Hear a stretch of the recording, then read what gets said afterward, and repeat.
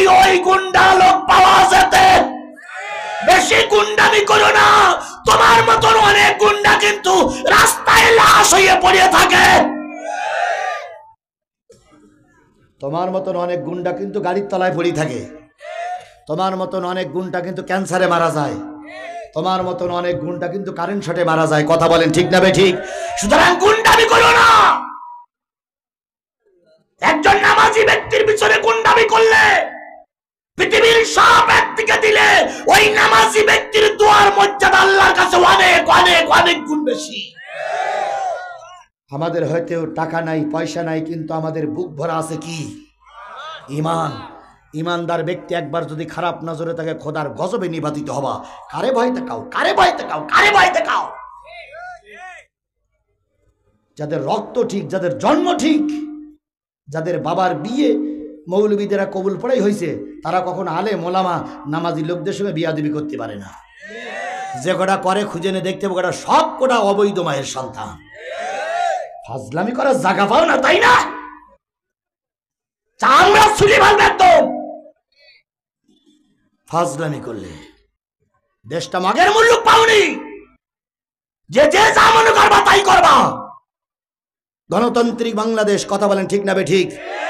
স্বৈরাচারের মতো যদি ক্ষমতা দখল করতে চান আপনারা, কেউ জামাত হোক আর বিএনপি হোক আর যেই হোক না কেন, স্বৈরাচারের মতন যদি ক্ষমতা দখল করতে চান, নিঃসন্দেহে নামটা স্বৈরাচারে লেখাই দেন। কোন দলের কর্মী হওয়ার আপনার মতন স্বৈরাচারের দরকার নাই। গুন্ডা হয়েছেন তাতে কি হয়েছে? তোমার মতন গুন্ডা মরে না? তোমার মতন গুন্ডার ক্যান্সার হয় না? তোমার মতন গুন্ডা গাড়ির তলে পড়ে না? তোমার মতন গুন্ডা মোটরসাইকেলের তলে পড়ে না? আমার ভাইয়েরা, গৌর ভাই কষ্ট হচ্ছে ভাই? আপনি ওই ঢাকার তাইছেন, আবার ঢাকায় যাবেন, সেই জন্য। হ্যাঁ, কয়টা বেজেছে? না, প্রায় 12টা বেজে। গৌর ভাই আর 20টা মিনিট বলবো, ঠিক আছে তো? আরে ঠিক, জি ঠিক, চলবেই চলবে, চলবেই চলবে, ঠিক। ফতোয়া দেওয়ার চাইতে হুকুমটা সবচেয়ে বেশি বলো। যদি হুকুমে কোরআন যায়, আল্লাহর কসম সব লোক নামাজি হতে বাধ্য হবে। এই জন্য আমরা চাই, নামাজি তো হবেই, নামাজি তো পড়বই, কিন্তু ইসলাম চায় কোরআন জায়গায় পৌঁছাই যাক, তাহলে সব জায়গায় ইসলাম প্রতিষ্ঠিত হবে। মসজিদে উজু করার সময় কি দিয়ে উজু করতে হয়? ট্যাপ দিয়ে না? ট্যাপের পানি আসে না? এখন ট্যাপের পানিটাকে তলার তো ওঠে না, উপরের তো আসে। উপরে যায় কোন জায়গার থেকে? এখন উপরেটা কি দেওয়া আছে? এই ট্যাঙ্কির ভিতরে যদি কেরাসিন থাকে, ট্যাঙ্কির ভিতরে যদি পেট্রোল থাকে, তাহলে ট্যাপ মারা দিলে কি আসবে? এই কথা বলেন না কেন? ট্যাপ মারা দিলে কি আসবে? পেট্রোল আসবে। যদি কেরাসিন থাকে, কেরাসিন আসবে। যদি পচা দুর্গন্ধ পানি থাকে, আর ওই ট্যাপের ভিতরে ওই কি বলে, ট্যাঙ্কির ভিতরে যদি ফ্রেশ পানি থাকে, মোড়া দিলে কি আসবে? আমাদের বাংলাদেশের সমস্ত এই 18 কোটি মানুষের ট্যাঙ্কি হলো জাতীয় সংসদ। এই জাতীয় সংসদের যদি কোরআন থাকে, বাংলাদেশের 3.5 বাংলাদেশের 300 এমপি, এই 300 এমপি যদি কোরআনের রঙে রঙিন হয়, গোটা দেশে ট্যাপ মোড়া দিলে কোরআনের কথা বলবে।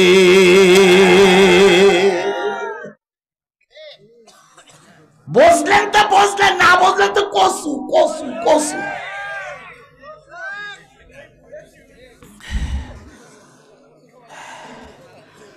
আমার ভাইয়েরা, তাহলে নবীর পিছন দিক থেকে কেটে পড়লেন কয়শো? তারা কি মুসলমান না কাফের? আরো জোরে বলেন। মুনাফিক। নবীর মনটা একটু খারাপ হয়ে গেল। আল্লাহর নবী সাল্লাল্লাহু আলাইহি সাল্লাম মসজিদে নববীতে ঢুকলেন। নবীজির চেহারা মলিন।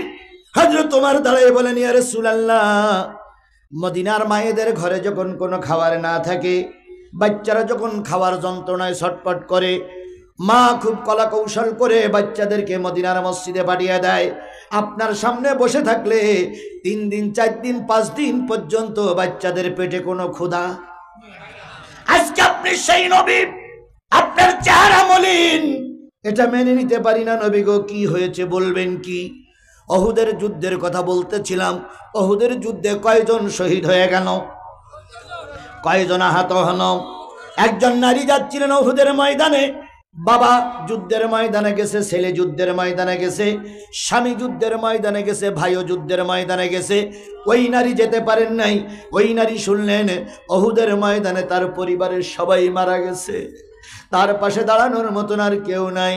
নারী আস্তে করে উহুদের ময়দানের খোঁজ দেওয়ার জন্য যাচ্ছে। একদল মানুষ কিছু আহত লোক নিয়ে বাড়ি ফিরতেছিলেন। তারা দাঁড়িয়ে বললেন, ওগো বোন কোথায় যাও? তোমার স্বামী উহুদের ময়দানে কাফেরের হাতে নিহত হয়ে গেছে। নারী দাঁড়িয়ে বললেন, ও আল্লাহ রসুলের সাহাবীরা, আমার স্বামী মারা গেছে কি বেঁচে আছে ওটা আমি জানতে চাই না, স্পষ্ট করে বলো তো আমার নবী মারা গেছে না বেঁচে আছে? ওই লোকগুলো বললেন, তোমার স্বামীর খবর নিতে চাও না নবীর খবর নাও? মহিলা বললেন, বয়স আমার কম, স্বামী মারা গেছে, ইচ্ছা করলে আরেকটা স্বামীর সঙ্গে বিয়ে করে স্বামী বানানো যাবে, কিন্তু শেষ নবী যদি মারা যায় আর নবী পাবো না। মহিলা ছুটছে।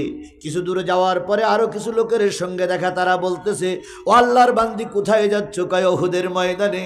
কয় তোমার দুইটা সন্তান উহুদের ময়দানে লাশ হয়ে পড়ে আছে, মাথা নাই, আর একটা সন্তানের পা নাই।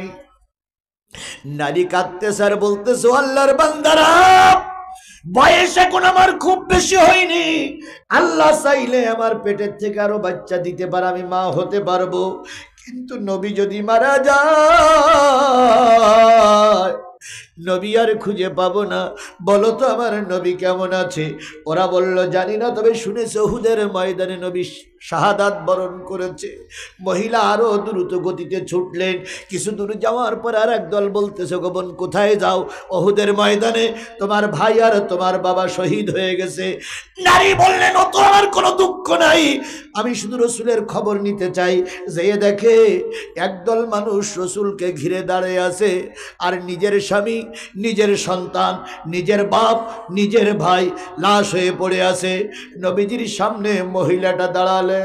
আল্লাহ নবী মাথা উঁচু করে কাঁদতেছে আর বলতেছি, আর ওগো বোন আমাকে দোষারোপ করো না। আমি যখন তোমার স্বামীকে বাঁচানোর জন্য, ছেলেকে বাঁচানোর জন্য সাথীদেরকে হুকুম করেছিলাম, অনেক সময় চেষ্টা করে পারা গেল না।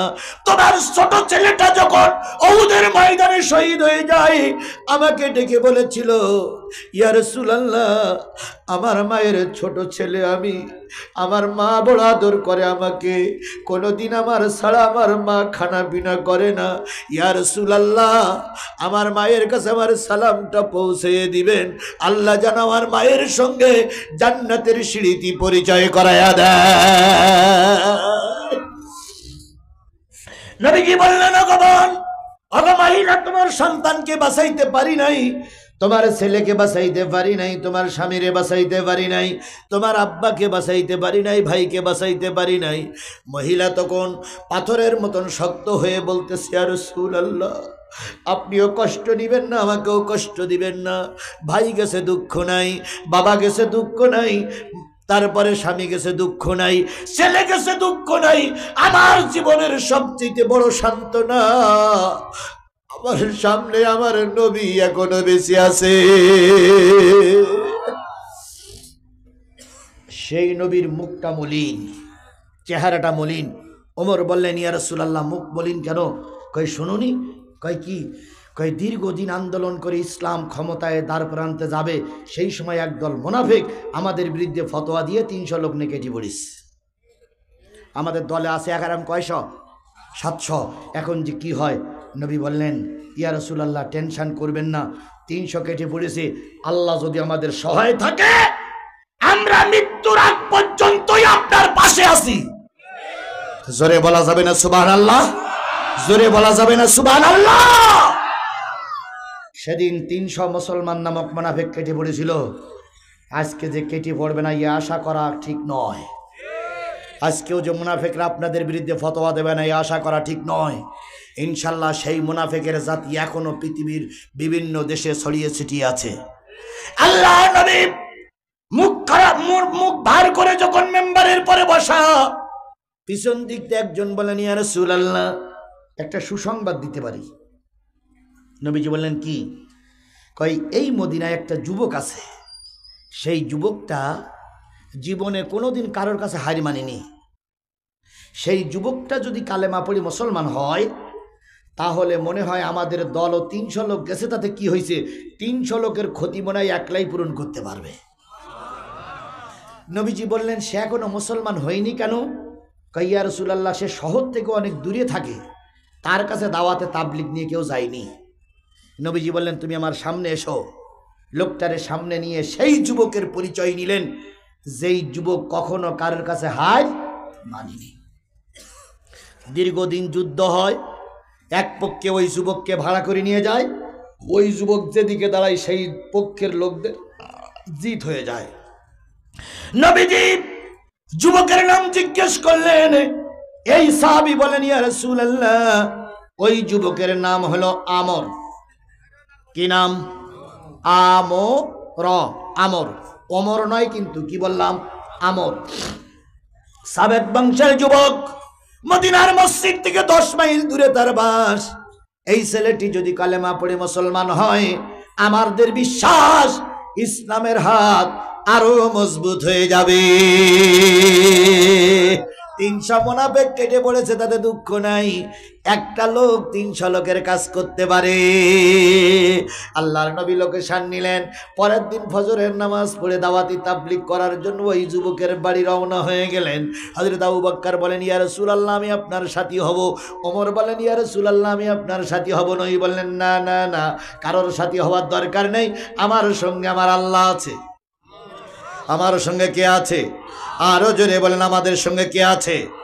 সেই আল্লাহরে হাজির নাজির করে বলতেছি, বিগত 15.5 বছর যখন কথা বলার মতন কোনো পরিবেশ ছিল না, তখন বুকে সাহস নিয়ে ময়দানে কথা বলেছি, কারণ জানতাম কেউ না থাকলে কে আছে। আরো জোরে। আর সেই সময় কিছু কোনো ব্যাঙের গোষ্ঠীরা কোনো ব্যাঙের ভিতরে ছিল, এখন ময়দানে এসে কয়, আমি ছিলাম বড় নেতা।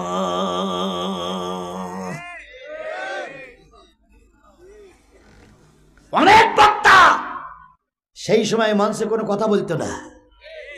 কথা বলতে কি যে এখন রিস্ক নিয়ে কিছু বলা যাবে না।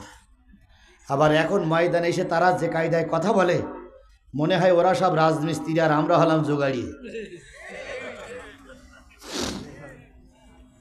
সেই সময় অনেক বিএনপি জামাতের নেতাদের ময়দানে পাওয়া যায়নি। চাকরি ঠিক রাখার জন্য ভিতরে ভিতরে লিয়াজো করেছিল, কর্ম ঠিক রাখার জন্য ভিতরে ভিতরে লিয়াজো করেছিল, ব্যবসা বাণিজ্য ঠিক রাখার জন্য লিয়াজো করেছিল। এখন পথ পরিবর্তন হয়েছে।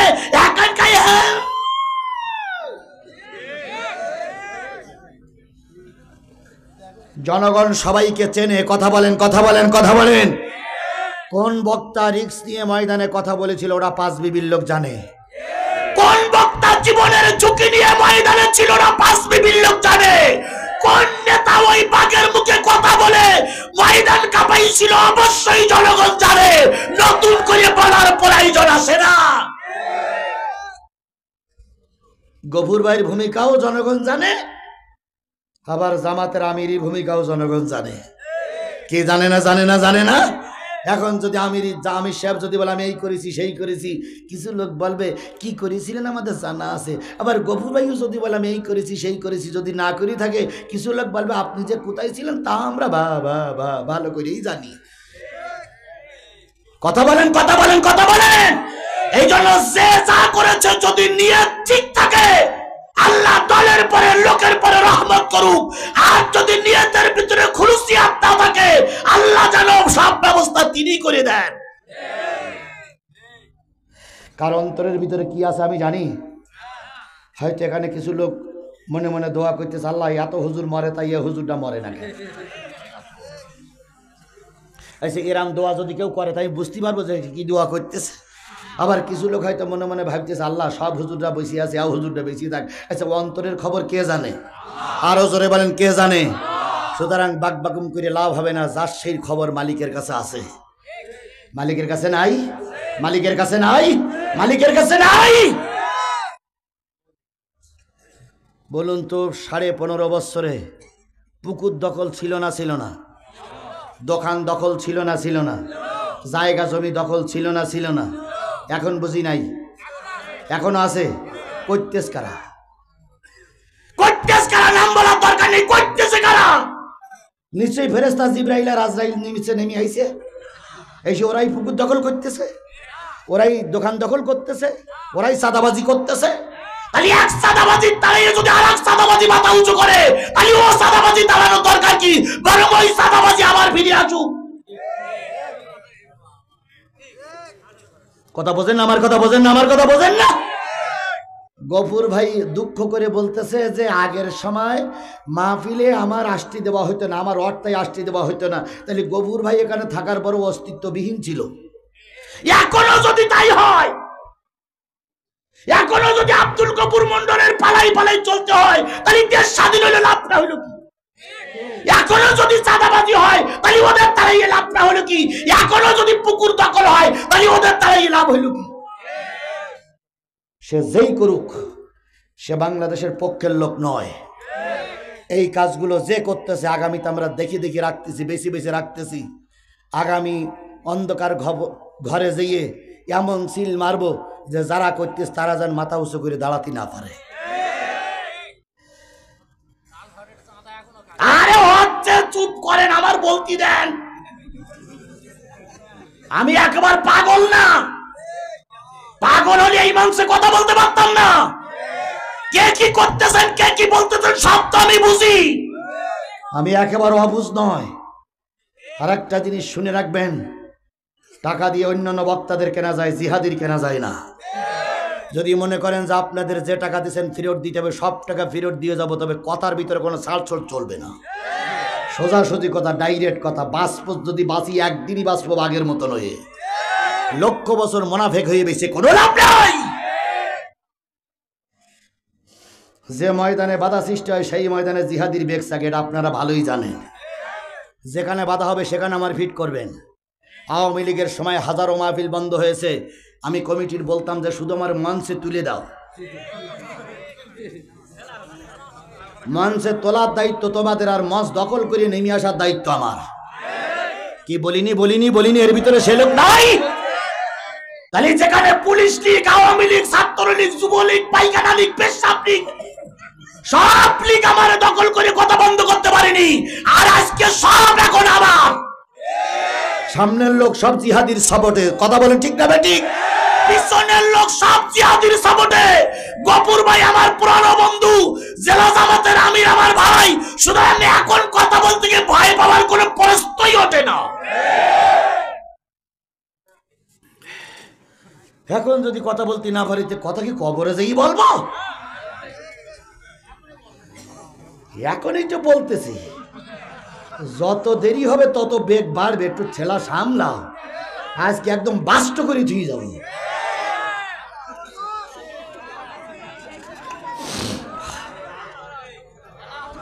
যে করা লোক উঠবে মনে করতে ওই করা লোক ইসলামের দুশ্মন। মুরব্বি মুরব্বি, আল্লাহ, এরকম নেতারা পাশে বসে থাকলে একটু আগ্রহ বাড়ে যে নেতারা আছে, নেতার কর্মী বাহিনী আছে, আর আল্লাহ আছে। আল্লাহ সবাইকে হেফাজত করুক, সবাইকে বোঝার তৌফিক দান করুক। বারে বারে বলি, বুঝলে তো বুঝলে, না বুঝলে তো কসু কসু কসু। আমার ভাইরা, পরের দিন আল্লাহর নবী সেই গুন্ডার বাড়িতে কিসের জন্য গেলেন? দাওয়াতে তাবলীগ নিয়ে গেলেন।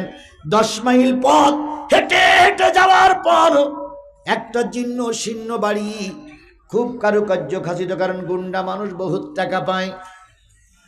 যেয়ে দেখে গুন্ডা ঘরে শুয়ে আছে, আর গুন্ডার সম্মানিতা মা বারান্দায় বসে বসে কি যেন কাজ করতেছে। আল্লাহর নবী পিছন দিক থেকে যেয়ে বললেন, আসসালামু আলাইকুম, আসসালামু আলাইকুম, আসসালামু আলাইকুম। বুড়ি পশ্চিম দিক ফিরে বসে বলতেছে, কে কে? আব্দুল্লাহর বেটা। নাম কি? মুহাম্মদ সাল্লাল্লাহু। কি জন্য এসেছেন? কয় আমরের সঙ্গে একটু কথা বলবো। কয় আমার গুন্ডা ছেলে সারা রাত গুন্ডামি করে এখন ঘুমোচ্ছে, এখন কোনো কন্টাকে যাবে না। কিসে যাবে না? কন্টাকে যাবে না। মুহাম্মদ সাল্লাল্লাহু আলাইহি সাল্লাম বলতেছেন, আমি কন্টাক্ট করতে আসিনি, আমি তার কাছে একটু কালেমার দাওয়াত দিতে এসেছি। বুড়ি তখন বলতেছে, আমার ছেলের চরিত্র সম্পর্কে তোমার জানা আছে? এ জীবনে কোনোদিন কারোর কাছে মাথা নত করে নাই, যে যুদ্ধে যায় সেই যুদ্ধে সে জিতে আসে। তা তোমার সাহস বটে যে তুমি সেই গুন্ডার সামনে আইছো দাওয়াতি কাজ করতে। এর যে আরো কত গুন্ডা আছে, শুধু একবার যদি হুকুম করে তোমার মতন মৌলবি একদম আলু ভর্তা করে ফেলবে। মিলাই নিয়েন, মিলাই নিয়েন, মিলাই নিয়েন। সব কথা বলা যাবে না, ভাসুরীর নাম ধরলে কবিরা গোনা হয়। আমার ভাইরা, নবীজি বলতেছে, বুড়িমা বুঝলাম, একটুখানি ডেকে দেওয়া যায় না? কাই না, যে পথে এসেছো ওই পথে উল্টো চলে যাও। আল্লাহ নবী বলেন, বুড়িমা 10 মাইল হেঁটে হেঁটে তোমার বাড়ির সন্ধান পেয়েছি, দয়া করে একটু ডেকে দাও। কাই না। নবীজি এবার বুড়ির পিছন দিক থেকে সামনের দিক যেয়ে বলতেছে, বুড়িমা আমার দিকে একটা বার কি একটু তাকানো যায়? বুড়ি তখন বলে, তাকাই কোনো লাভ হবে না, আমার কথায় আমার ছেলে যাবে না। ও ছেলে এত গুন্ডার বাচ্চা, গুন্ডা ওই একা একাই যেটা বোঝে সেইটাই করে, একটু তাকাও। বুড়ি বলতেছে, আরে বাবা তাকাই কি হবে? কই তাকাও না। বুড়ি নবীর চেহারার দিকে তাকালেন, হাতে যে পাত্রটা ছিল পাত্রটা পড়ে গেল। নবীর চেহারার দিকে তাকায় বলতেছে, আল্লাহ এ তো মানুষ না, এ তো দেখি আসমানের ফেরেশতা।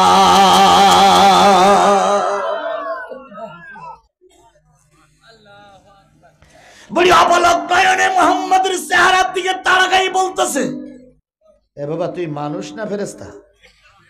নবীজি বলতেছে, মা আমার পিতার নাম আব্দুল্লাহ, মায়ের নাম আমেনা, মক্কার কুরাইশ বংশে আমার বাড়ি, সুতরাং আমি মানুষ, আমি ফেরেশতা না।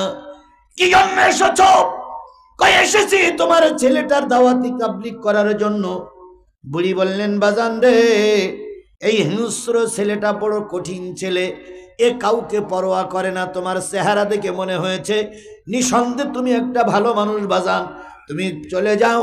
এই ছেলে কিন্তু বড় গুন্ডা, যার তার কাছে অপমান করে, যাকে তাকে অপমান করে, যাকে তাকে লাঞ্ছিত করে, যাকে যার তার বিরুদ্ধে কথা বলে, যার তার বিরুদ্ধে খারাপ ভাষা ব্যবহার করে, সেই গুন্ডা পার্টির মতন গুন্ডা বাহিনী বুঝি আজও সমাজে নাই।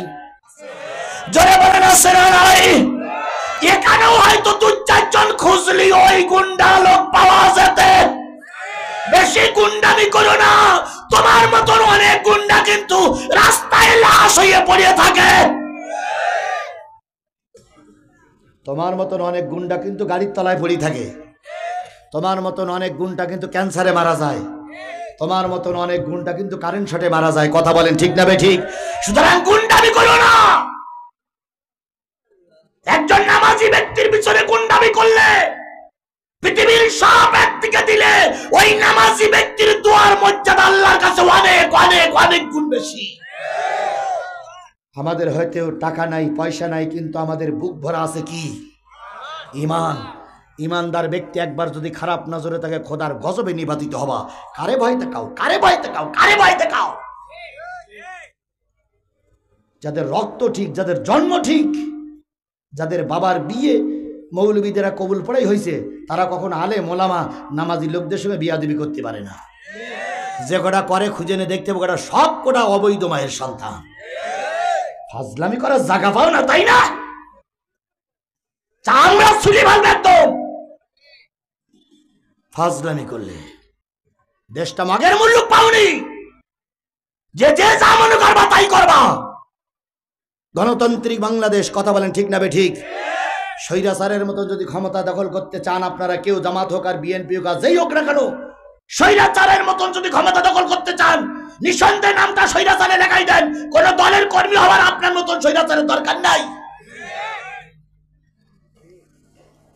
গুন্ডা হইছেন তাতে কি হয়েছে? তোমার মতন গুন্ডা মরে না?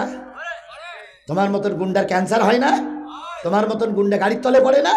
তোমার মতন গুন্ডা মোটরসাইকেলের তলে পড়ে না? আমার ভাইয়েরা, গৌর ভাই কষ্ট হচ্ছে ভাই? আপনি ওই ঢাকার তাইছেন, আবার ঢাকায় যাবেন, সেই জন্য। হ্যাঁ, কয়টা বেজেছে? না, প্রায় 12টা বেজে। গৌর ভাই আর 20টা মিনিট বলবো, ঠিক আছে তো? আরে ঠিক, জি ঠিক, চলবেই চলবে, চলবেই চলবে, ঠিক। 2টা পর্যন্ত আপনি থাকবেন না, আমি থাকতে পারবো না। বললেই হলো 2টা পর্যন্ত চলবে না, খেলা ফাইনাল চলছে, খুব তাড়াতাড়ি গোল হবে ইনশাআল্লাহ। ইনশাআল্লাহ বলেন, ইনশাআল্লাহ বলেন, ইনশাআল্লাহ বলেন, নারে তাকবীর। লাইন ভালো আছে মুরব্বী, লাইন ঠিক আছে তো? আল্লাহ। আবার ভাইরা, নতুন নতুন বোঝে না। আচ্ছা, 1 নম্বর উনি 1 নম্বরের সংকেত দিচ্ছে। জি ও ভাই, অনেকের টান টান উত্তেজনা চলতেছে, টান টান উত্তেজনা চলতেছে না? তাহলে আর কয়টা মিনিট? আল্লাহ কবুল করুন। আমার ভাইয়েরা, আমার ভাইয়েরা, আল্লাহ নবী সামনে দিয়ে দাঁড়ালেন। বুড়ি তো চোখটা বড় বড় হয়ে গেছে। নবীজি বললেন, ও বুড়ি মা, যদি একটু সংবাদ দেওয়া যেত। কয় না রে বাবা, না রে, না না না না না না না না না না না না না, এই এলাকার বড় গুন্ডা, চলে যাও। নবীজি চলে গেলেন আর বলে গেলেন, বুড়ি মা